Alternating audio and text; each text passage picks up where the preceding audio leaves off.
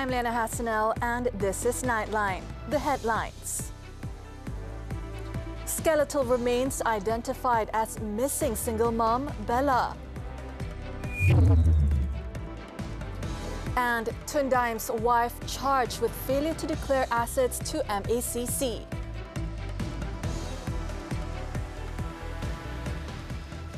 Good morning.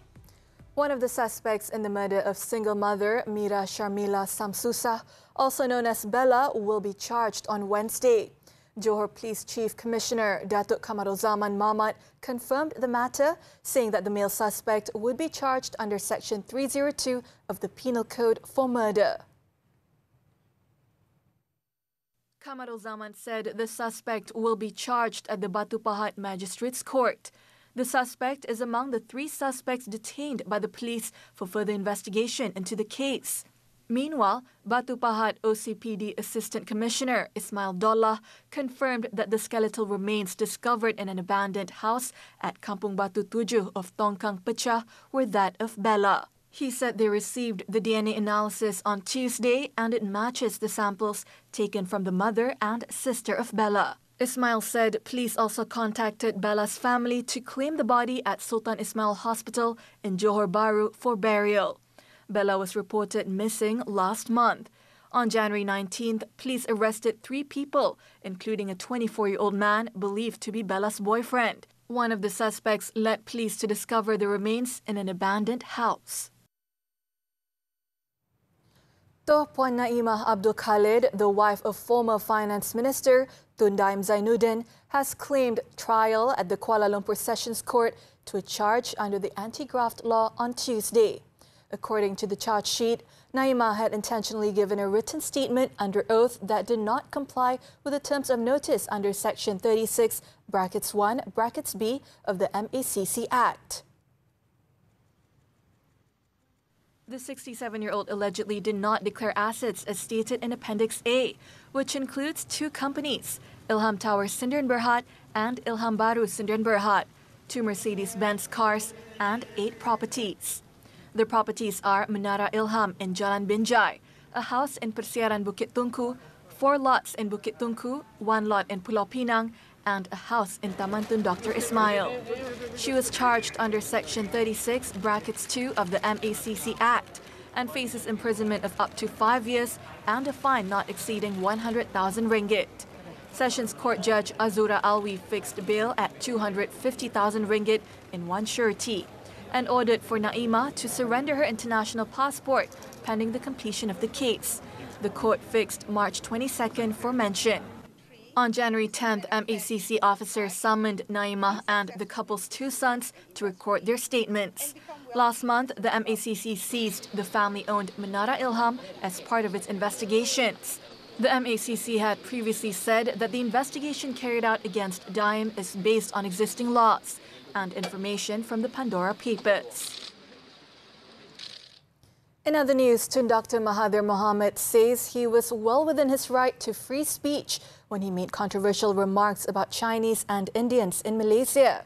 Several police reports have been lodged against a former Langkawi MP over his comments. Speaking to the media after being questioned by the police on Tuesday, Mahad said they asked him 19 questions and made him watch the recording of the 30-minute interview. The 98-year-old said he told the police he would answer any additional questions about the matter in court. In the January 13th interview with Chennai-based India TV network, he also called Chinese and Indians migrants and said they should assimilate with Malay culture and become Malay, going on to criticize the communities for not speaking Bahasa Melayu and having their own schools. Prime Minister Datuk Sri Anwar Ibrahim is confident that the revenue collection target of 56 billion ringgit this year, but the Royal Malaysian Customs Department can be achieved. Last year, the Customs collected 55 billion ringgit, exceeding the target of 53.5 billion ringgit set.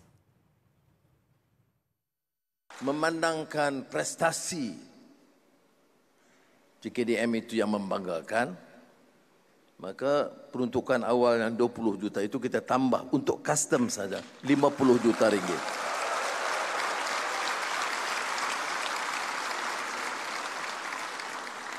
Ini selain daripada yang kita umumkan, supaya perumahan kita itu diperbaiki dan tidak sangat uzur dan dhaif. The Prime Minister also hinted at an increase in bonuses for members of the department, which he described as an important agency for the country's economic growth and the upholding of safety and security of the nation. Meanwhile, the Prime Minister has instructed all security agencies to work together to combat smuggling activities, which has resulted in Malaysia losing tens of billions of ringgit. Custom, PDRM, Polis, APMM, umpamanya di antara lain. Dan sekarang agensi di sepadan, semua kerjasama itu penting kerana kita berhadapan dengan kelompok-kelompok yang rakus, penyeludup yang canggih dan kehilangan dana akibat penyeludupan. Keluar dan masuk minyak, dadah, rokok, arak, itu mencecah puluhan bilion ringgit. Anwar said JKDM and PDRM have proven their competence in efforts to combat drug smuggling with the arrests of syndicate members and confiscation of goods. This includes successfully thwarting an attempt to smuggle drugs weighing 6.13 kilograms worth 1.22 million ringgit, which was found hidden in a piece of luggage at the KLIA Terminal 1 in Sepang on January 9th. Yang di-Pertuan Agong Al-Sultan Abdullah Riayatuddin Al-Mustafa Billah Shah on Tuesday granted an audience to Prime Minister Datuk Seri Anwar Ibrahim for a pre-cabinet meeting at Istana Negara. The meeting was extra special for the two leaders, especially for Al-Sultan Abdullah, as it was the last pre-cabinet meeting for the king who would end his 5-year reign as Malaysia's 16th Yang di-Pertuan Agong on January 30th. Also present was Chief Secretary to the government, Tan Sri Muhammad Zuki Ali. During his reign with 4 prime ministers, Al-Sultan Abdullah has attended such meetings 160 times, with the first on February 13, 2019. Al-Sultan Abdullah ascended the federal throne on January 31, 2019.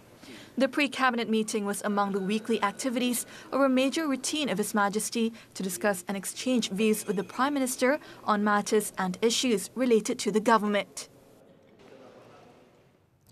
The government has agreed to establish a single accreditation body for technical and vocational education and training, TVET programs, this year. Deputy Prime Minister Datuk Seri Ahmad Zahid Hamidi said the move aimed to streamline all TVET courses offered by various institutions based on the industry demands while bolstering the sector. Ahmad Zahid said the move was crucial to tailor all TVET courses according to industry demands.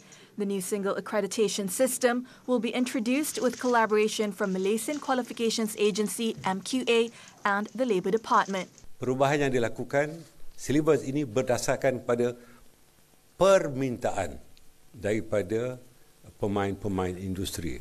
Artinya, ini adalah bagi mengelakkan mismatch, ketidakjajaran tentang kursus-kursus yang tidak bersesuaian berdasarkan kepada keperluan industri. Ahmad Zahid said this to reporters after chairing the National TVET Council meeting in Putrajaya on Tuesday. Previously, TVET certifications were accredited by 2 regulatory agencies, the Skills Development Department and the MQA. On a related matter, Zahid also announced that China has offered Malaysian students the opportunity to pursue further education in TVET institutions there. Some 200,000 consumers in the southwest district of Penang Island and several areas in Seberang Perai will experience an unscheduled disruption to their water supply. This follows a sudden mishap in Sungai Perai. The Penang Water Supply Corporation, PBAPP, said it had detected a sudden major leak on the 1.35-metre underwater pipeline section. In a statement released on Tuesday, PBAPP revealed its efforts to address the issue by striving to pump water through the affected pipeline at minimal flow. However, Despite these efforts, the corporation anticipates a water supply disruption for the specified areas. PBAPP said the sudden mishap was not a scheduled water supply interruption initiated by PBAPP. It added PBAPP has activated its emergency response plan. The government has decided that foreign workers' intake is now only limited for the plantation sector. Plantation and Commodities Minister Datuk Sri Johari Abdul Ghani said as of December last year, some 40,000 workers are still needed in the sector. Saya tak rasa industri kita ni too severe, kan? Tetapi mungkin, macam saya cakap, kalau kita nak meningkatkan produktiviti kita punya hasil, pertama kita mesti ada cukup pekerja, labor, workers kita kena cukup. Kalau tak cukup, macam mana nak harvest hasilnya? Macam kita tengok dulu waktu kita kena COVID, tak cukup orang tak harvest, jadi kita punya production drop. Itu sangat penting. Kemudian of course lah, selain daripada worker, kita nak pengurusan ladang yang efisien, kan? Kemudian kita nak kena terus ada kita punya R&D untuk kita buat mechanization, automation. He added stricter regulations will be imposed to prevent Malaysia from being accused of practicing forced labour and engaging in human trafficking activities. These include providing a conducive accommodation and a proper welfare, as well as paying wages to the foreign workers despite not being occupied with any task. On another matter, the 1MDB Asset Recovery Task Force is considering initiating legal proceedings against several foreign banks that facilitated the fund transfers related to 1MDB without conducting the proper Know Your Client processes. Johari, who is also the task force's chairman, said the task force is also examining whether the negotiators and lawyers representing the Malaysian government at the material time may have failed in their fiduciary duty or were negligent in arriving at the settlement agreement. Kita punya settlement itu pada Ogos 2020, dia punya aku janji ialah dia akan bayar 2.5 billion, kemudian dia akan guarantee 1.4 billion US. Dua-dua ni US. Tapi dia bayar 2.5, tapi when come to 1.4, they say that they are not going to pay anymore, because they say that we have recovered from the fines and also from other settlement yang kita buat, tetapi itu bukan recovery as far as Malaysia is concerned.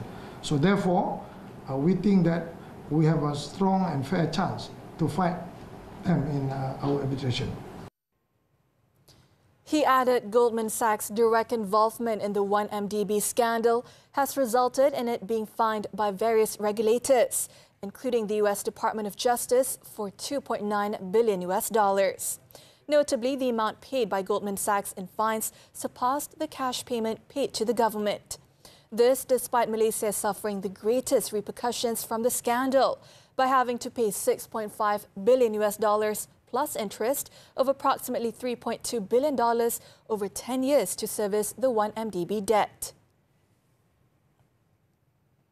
Beginning Tuesday until April 23rd, P-hailing drivers and riders can now enjoy internet services at a price as low as RM33 with a data plan of at least 40 gigabytes. The package is the result of a strategic collaboration involving telecommunications service providers. Communications Minister Fahmi Fadzil said the collaboration also involved 16 P-hailing platform providers in the country to appreciate the services of P-hailing drivers and riders. The minister said this is a significant initiative taken by the government to help the group and that the offer period is most likely to be extended later. The Rahmah P-hailing package also aims at enhancing the digital connectivity of P-hailing riders and enabling them to access necessary information while performing their tasks.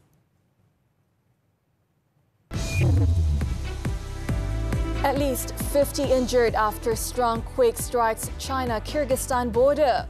News from the foreign front when we return. Okay, today we fight for Malaysia. Jom na Jom. Harimau. Jos.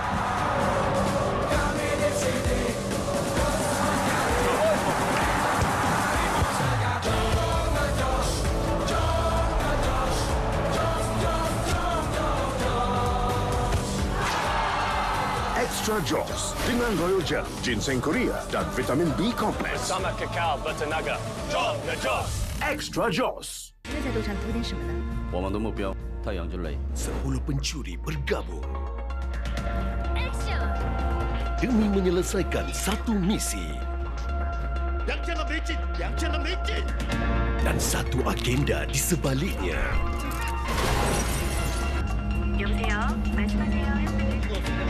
Perjayakan misi The Thieves. Jumaat ini 10 malam di TV3 Cinema dan stream sekarang melalui Tonton.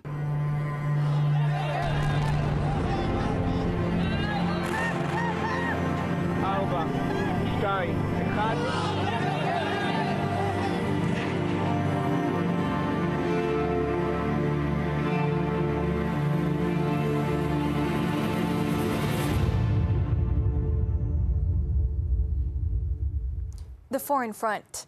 The Zionist regime says its ground forces have encircled the city of Khan Yunis in the southern Gaza Strip on Tuesday, after 24 of its soldiers were killed in the enclave. Gaza's Ministry of Health said Nasser Hospital and El Amal City Hospital in Khan Yunis, among the few partially functioning hospitals in the territory, were under extreme danger from Zionist bombardment. According to the Palestine Red Crescent Society, which operates El Amal Hospital, Zionist drones were targeting anyone moving around the facility. It said its ambulances were unable to reach the injured and a civilian was killed by Zionist gunfire at the entrance of the hospital, noting gunfire and repeated targeting of displaced individuals. Meanwhile, Israeli Prime Minister Benjamin Netanyahu said on that Israel would push on with fighting in Gaza until absolute victory, despite suffering one of its toughest days of the military offensive. The United States and the United Kingdom launched a new round of strikes in Houthi targets in Yemen as the group continues to target commercial shipping in the Red Sea. A joint statement from the two countries said they had carried out 8 strikes on Monday night with support from Australia, Bahrain, Canada and Netherlands, targeting a Houthi underground storage site, as well as a missile and surveillance capabilities. It said the attacks on Houthi sites were to hold the group accountable for the illegal and unjustifiable attacks on mariners and commercial shipping, as well as to de-escalate tensions and restore stability in the Red Sea. However, the Houthis have said the attacks are in response to Israel's war in Gaza and to show their support for the Palestinians. This is the 8th strike by the US against Houthi targets in Yemen, and it's the second joint operation with the UK after joint strikes were carried out on 11th January. At least 50 people were injured after a 7.0 magnitude earthquake struck along the mountainous China-Kyrgyzstan border on Tuesday. The major quake was registered just after 2 a.m. local time at a depth of 13 kilometers in China's Xinjiang region. Local authorities dispatched a team to the quake's epicenter, while some 800 people were on standby for any large disaster relief mission. In Akki County, 6 people suffered injuries, 2 of which were serious, after a total of 47 buildings in the county collapsed, while a further 78 were damaged. Meanwhile, the health ministry in Kazakhstan said that 44 people suffering various injuries had sought medical help in the city of Almaty. However, head of the Kyrgyz Ministry for Emergency Situations, Bohobek Ajikev, said that no casualties or damage have been registered so far. NATO has signed a €1.1 billion contract for 155mm artillery ammunition on Tuesday, with part of the shells expected to be supplied to Ukraine, after complaints a shortage of munitions was hampering its war efforts. The alliance struck the deal on behalf of several allies who will either pass on the shells to Ukraine or use them to stock up their own depleted inventories. According to a NATO official, the buyers were Belgium, Lithuania and Spain, which pulled together to benefit from the lower prices ensured by buying in bulk. The contract will likely buy some 220,000 rounds of artillery ammunition, with the first deliveries expected at the end of 2025. At an expected meeting in February, NATO defence ministers are set to discuss other ways to step up industrial production, which the NATO chief described as absolutely necessary to enable continued Western support for Kyiv. Increased production of Former Australian Prime Minister Scott Morrison on Tuesday announced that he was leaving politics to pursue a business career, calling time on a contentious career.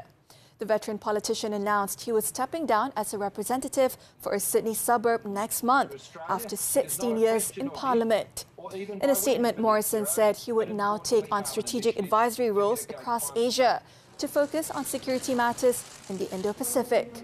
Morrison's retirement has long been expected following a shattering election loss to Labour's Anthony Albanese in 2022, which left the Liberal National Coalition with its lowest ever number of seats.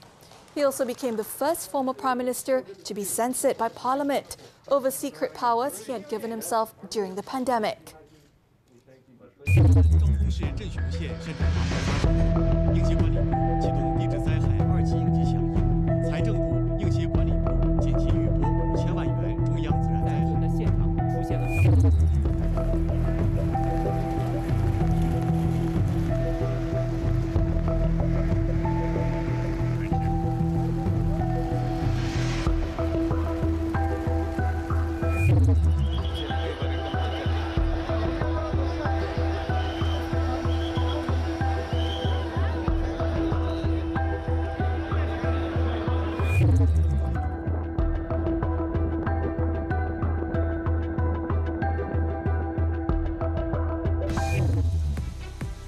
Australia, Syria move into Asian Cup knockouts. Sports after this breather.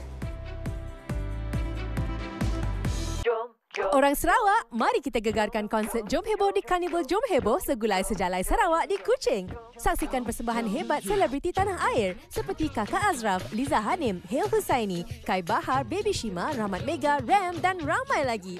Bersama hos Aisyah Mazlin dan Muaz yang sedia gamatkan malam konsert kita. Jumpa saya di Karnival Jom Heboh Sarawak pada tanggal 26 hingga 28 Januari ini bersama ramai lagi artis yang akan bersama-sama kami. Money Matters is back with a new season.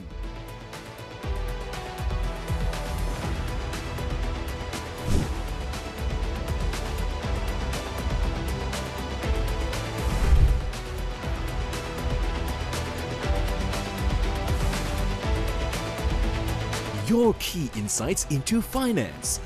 Money Matters. Every Saturday, 5 p.m. Only on TV3 and stream now on Tonton.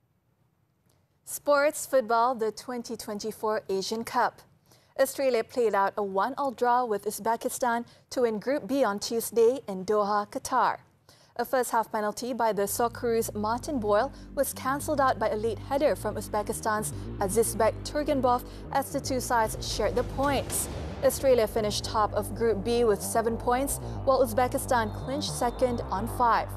The result means Australia will next take on one of the third-placed finishers in the round of 16, while Uzbekistan are due to meet the runner-up in Group F when the knockout rounds begin on Sunday.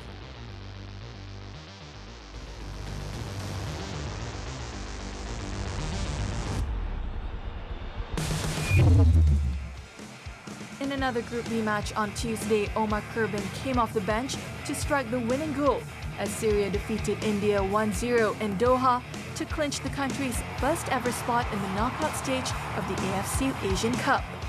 Kurban struck in the 75th minute to break a scoreless draw as a raucous Al Bayt Stadium erupted.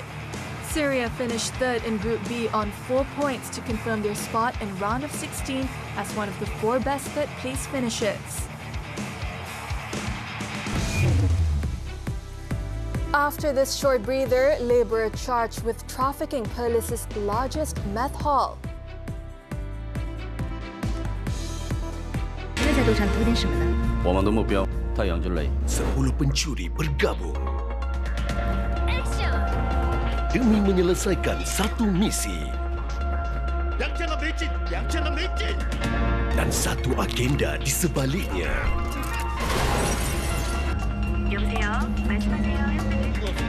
Berjayakan misi The Thieves. Jumaat ini 10 malam di TV3 Cinema dan stream sekarang melalui Tonton. Money Matters is back with a new season.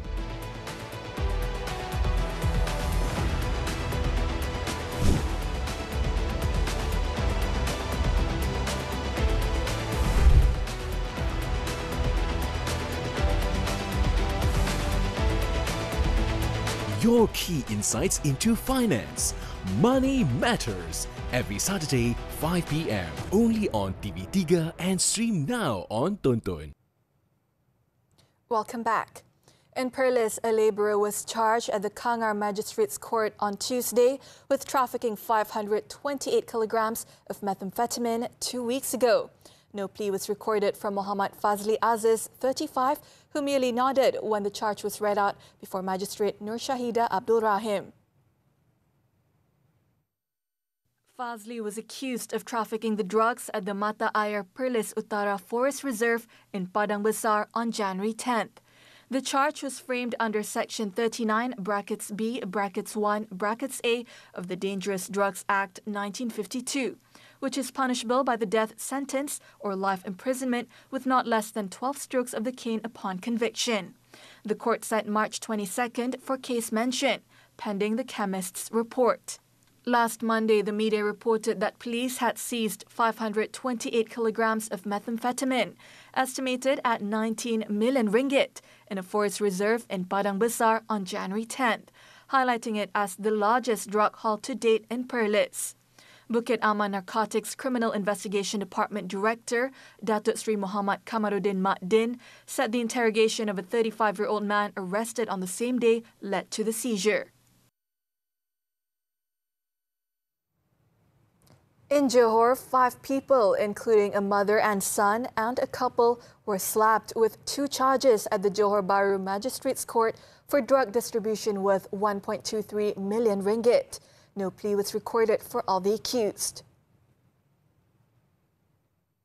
The accused Wang Che Wei, aged 41, and his mother Ah Yi Hua, aged 62, together with their friends Chan Siu Han, aged 60, Tay Kai Seng, aged 34, and Yub Zu Jin, aged 28, only nodded their heads in acknowledgement after the charges were read to them in front of Magistrate Hidayatul Shahida Shamsuddin on Tuesday.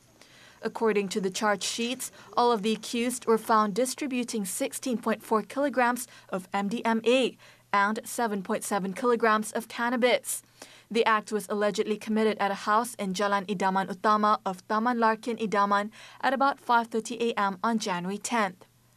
The charges, framed under Section 39B brackets 1 brackets A of the Dangerous Drugs Act and punishable under Section 39B brackets 2 of the same Act, carries the death penalty or life imprisonment with no fewer than 15 strokes of the cane upon conviction. Meanwhile, Wang also faces another 3 charges for possessing 1.77 grams of methamphetamine, 0.59 grams of nimetazepam, and 4.93 grams of cannabis. The first and second charges were framed under Section 12, brackets 2 of the Dangerous Drugs Act 1952, while the third charge was framed under Section 6 of the same Act. The court set April 23rd for mention, pending the submission of the chemical report.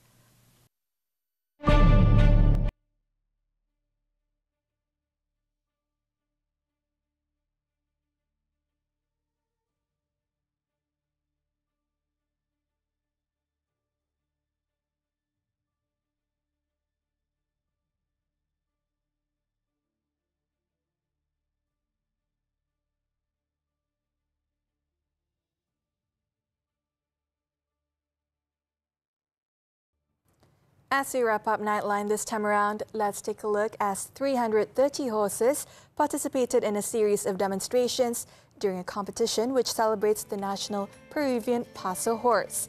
With that, I'm Hassanel. Thank you for tuning in and have a great week ahead.